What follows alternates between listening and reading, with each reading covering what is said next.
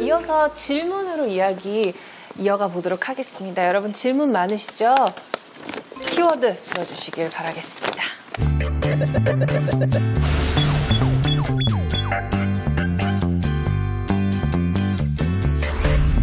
지금 이렇게 김정은이 미국에서 유학도 하고 한 만큼 나름 약간 이번에 트럼프의 회의 때도 워싱턴으로 가지 않을까 여론에서 많이 기대하고 있는 걸로 알고 있는데 이럼에도 불구하고 왜 우리나라의 야당은 북한과의 통일과 그리고 이런 회담을 견제하고 불안정하게 여기는지 그 이유가 궁금합니다. 이러지 말라고 그랬지. 우리나라에서 보수와 진보는 그 분단의 지속이냐 분단의 그 종식이냐 하는 걸로 갈라집니다. 진보는 분단 종식을 지향하고 있고 보수는 분단을 지속시키려고 하는 거예요. 그렇기 때문에 보수지. 뭔가 지금 변화를 싫어하는 게 보수예요. 그러니까 현상 유지가 보수고 현상 타파는 진보요. 강철비라는 영화 봤어요? 혹시? 못 봤어? 한번 봐요. 거기 보면은 북쪽의 요원 엄철우가 그 남쪽의 청와대 외교안보 비서관 곽철우를 만나서 한 얘기가 있어요. 북쪽의 엄철우가 참 명대사를 날리더구만. 분단국의 인민들은 이제 그쪽은 인민이라고 그러니까 분단국의 인민들은 분단 그 자체보다 분단을 정치적으로 이용을 하는 자들에 의해서 더 고통을 받습니다. 분단이 지속돼야만 보장이 되는 기득권이라는 게 있어요.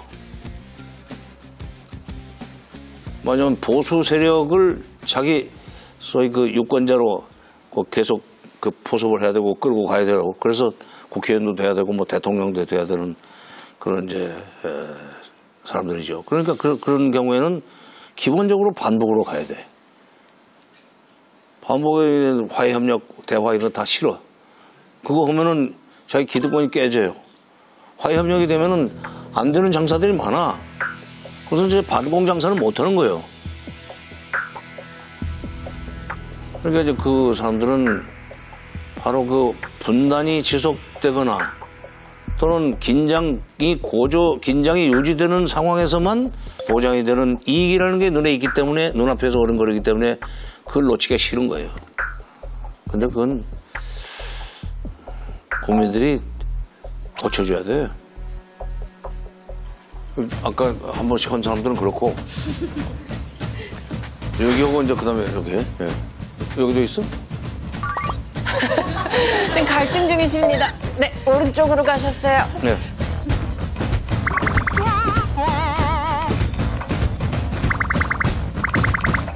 미국과 중국이 어쩌다는 거예요? 만약에 중국 입장에서 보면은 그 상황에서 한국이 통일이 되었다. 통일이 되었다.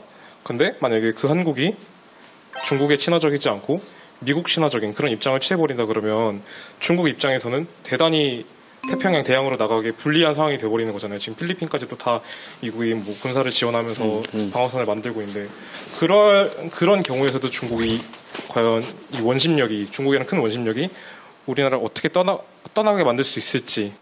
그동안에 유럽이나 중동에 주력했던 미국의 대외 정책을 이제 아시아 쪽에다가 좀 방점을 찍어야 되겠다는 식으로 돌아온 것이 피보트 아시아로의 귀환입니다. 또 리밸런싱 아시아. 미국이 유럽, 중동 이쪽에다가 신경 쓰고 있는 동안에 중국이 어느새 부쩍 커가지고 이게 뭐 키를 재려고 그러네. 다시 찍어 누르는 게 그 사람들로서 리밸런싱이야. 그러니까 미국과 중국 사이에 차이가 이만큼 있었는데 이게 올라왔단 말이야. 다시 찍어 누르면서 원상을 회복하는 것이 그 사람들로서는 리밸런싱이야. 그런데 별로 그렇게 그 정책이 적극적이지 않았어요. 트럼프 들어와서도 지금 별로 그렇게 적극적이지 않아. 왜? 북핵 문제를 가지고 이제 중국을 자꾸 뭐 압박해 들어가고 견제해 들어가지만 그 사이에 중국은 어떤 이 국가 목표를 갖게 되느냐.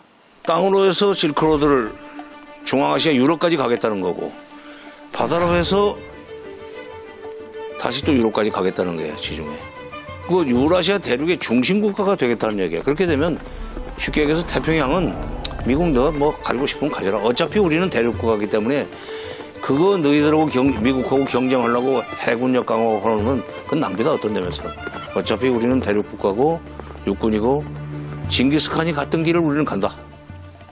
그러니까 바다 때문에 무슨 뭐 한국의 통일을 한국이 미국에 가까운 나라로 통일되는 걸 싫어한다. 그건 너무 걱정이 많네. 근데 중국은 이제 바다는 미국한테 이길 수가 없으니까 자기는 대륙국가로서의 강점을 발휘하겠다. 근데 그렇게 걱정이 많은데 살찌는 거 보면 참 특이하다. 걱정이 많으니까 비축해둬야 돼서. 바로 뒤에. 오랫동안 기다리시고. 오래 연세도 기다리셨습니다. 높으신데. 예, 일본. 네, 제 키워드는 일본으로 했습니다.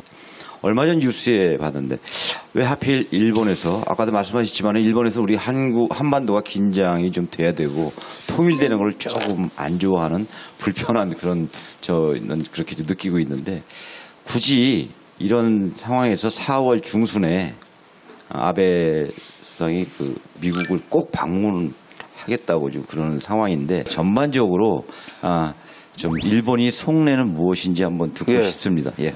일본의 경우에 이제 통일의 원심력이라는 점에서는 뭐 크게 이제 차이가 없는데 이제 아베한테 이제 자민당한테 정권을 뺏기면서 아베가 총리가 되는 바람에 일본이 이제 극보수로 이제 가고 있지 않습니까? 근데 아베는 어떤 사람이냐면 그 가게 혈통상 그 외할아버지가 기시노부스케라고 해서 그 전범이에요. 그 기시노부스케 시절에 기시노부스케 외할아버지가 꿈꾸었던 대동아 공영권 그 시대에 일본 그 시대 그 사람들의 머릿속에 그랬던 일본을 부활시키려고 그러는 부활시키는 것이 그 사람의 사명인 것 같아요. 그 일본 깃발을 달고 5대양 6대주를 누비면서 그 과거에 일본군들이 했던 왜 이게 저 우길승천기라고 해서 홍게 막 빛깔 버전 그 있지 않습니까? 일본의 그 우파들이 들고 다니는 깃발이에요, 그게. 그 아베는 이제 그것이 자기 정치 인생에서의 목적입니다. 근데 일본 헌법 구조가 바로 그걸 막고 있어요. 절대로 일본 자위대는 공격을 받기 전에 먼저 상대방을 칠 수 없다. 밖으로 못 나간다. 안에 있다가 때리면 거기서 그냥 맞고 끝내야지 뭐 쫓아간다든지 이건 안 된다. 그게 전수방위라는 거예요. 그러려면은 일본 헌법을 고칠 수 있는 고쳐야만 된다는 국민 여론이 일어나야 되는데 그러려면은 이거 빨리 북한 때문에 우리가 잘못하면 크게 당할 수 있다. 내지는 전쟁에 휩쓸릴 수 있으니까 그걸 견제하기 위해서 자위대가 먼저 나가가지고 북한을 뭐 억제하든지 하는 그런 식의 법적 보장을 해줘야 된다. 그러려면 북한이 사고를 쳐줘야 돼요. 그래서 북한을 군사적으로 자극할 수 있는 얘기만 자꾸 하는 거예요. 한 명만 더 받을게요, 장관님. 네. 한 명만? 네. 지금 갈등 중이십니다. 네, 오른쪽으로 가셨어요. 네.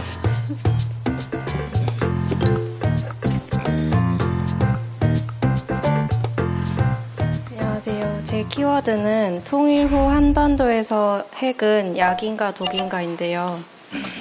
통일이 된다면 우리 한반도에서 핵 무기를, 핵 기술을 가지고 있는 게 어떤 다른 나라들이 견제를 하고 그래서 또 고립이 되는 그런 독이 되는지 아니면 그것이 어떤 국력 강화에 도움이 돼서 그게 약이 되는지 저는 궁금합니다. 우선 첫째, 북한에 핵이 있으면 북한이 핵이 있는 한은 국민들 절대 다수가 북한과 대화도 안 하려고 그럴 겁니다. 그런데 상당히 유식한 사람들 중에도 아니 통일된 북한의 핵을 왜 없애려고 그러냐? 통일된 뒤에 통일되고 나면 그거 우리 건데 북쪽이 만들었지만 우리가 써도 되는 거 아니냐 하는 얘기를 하는데 정말 그건 천지분간 못하는 소리예요. 통일을 하려면 북한의 핵을 폐기시킨 조건에서 폐기시켜 나가면서 교류협력을 활성화시켜가지고 민심이 연결되고 통일이 구심력이 커져가지고 결국은 하나의 체제로 통합이 되도록 끌고 나가야 되는데 우리가 통일된 뒤에 핵을 가지겠다고 하면 그 전에 통일되지도 않지만 어떻게 하다가 그냥 뭐 통일됐다 하더라도 핵을 가지고 있는 코리아는 유니파이드 코리아는 그날로부터 포기할 때까지 제재를 받게 되어 있습니다. 지금 북한이 받고 있는 제재는 핵을 가지려고 하기 때문에 받는 제재예요. 그러면 지금 북한은 제재를 받아도 죽지 않고 버틸 수 있는 게 제재가 가져오는 이 피해가 별로 크질 않아요. 왜냐하면 대외 경제 의존도가 10%밖에 안 돼요. 우리의 대외 경제 의존도는 90%나 됩니다. 그러니까 우리는 북한 같은 제재를 받으면 일주일 못 버텨요. 그러니까 통일된 데 이게 핵 문제가 해결되지 않는 한 국제적인 제재 때문에 우리도 거기에 동참할 수밖에 없고 그러다 보면은 교류협력이 활성화될 수 없고 통일의 기반을 닦아나갈 수가 없다. 네, 감사합니다.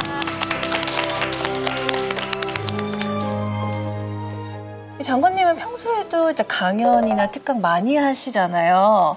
그런데 이렇게 직접 찾아가셔서 자리에 앉으셔서 눈을 마주치고 질문을 받고 대답을 하고 이런 강연은 또 처음이시죠? 아니 뭐 그렇지도 않아요. 여기는 지금 의자까지 만들어놔서 그런데 네. 어떤 기자가 나를 그렇게 평합니다. 내가 어디 가서 강의하는 거 보면은 강의를 하는 게 아니라 마당극 배우가 관중석으로 들어가면서 말 걸고 하는 그런 식으로 한다 이게. 네. 또 그다음에 가만히 있어봐. 내가 조금 전에 어디까지 얘기했더라. 그거는 이 사람이 강의를 제대로 듣고 있는지 체크하는 거거든. 몰라서가 아니라. 그렇게 몇 번 해보면은 자기가 언제 질문 당할지 모르니까 조심해서 계속 따라오게 돼 있어요. 네. 집중도를 높이는 일종의 영업 비밀이지만 당하는 입장에서는 꼼수라고 하겠지. 네, 우리 장관님 워낙에 열정도 넘치시고 하고 싶으신 얘기도 많으셔서 다시 한번 또 모셔도 될 것 같습니다. 네, 오늘 덕분에 저희 좋은 말씀 잘 들었습니다. 다시 한번 박수 부탁드릴게요.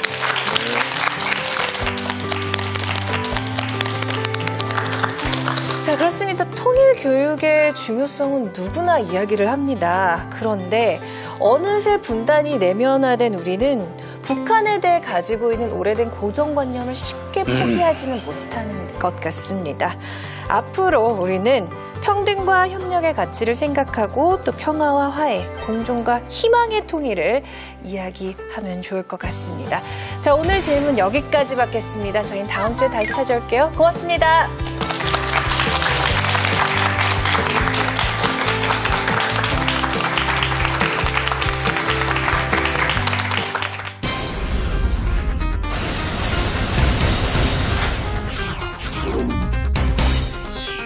말을 하기가 굉장히 어렵습니다.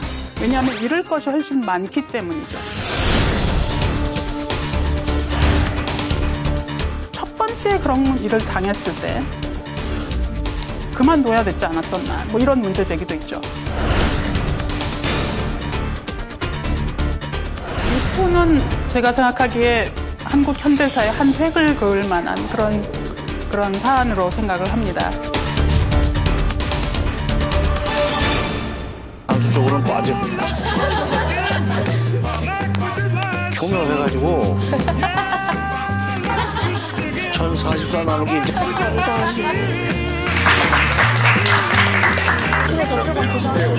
아, 2학년이야? 최연수자고 내 앞으로 오가야지. 아유, 잘났습니다. 자, 하나, 둘.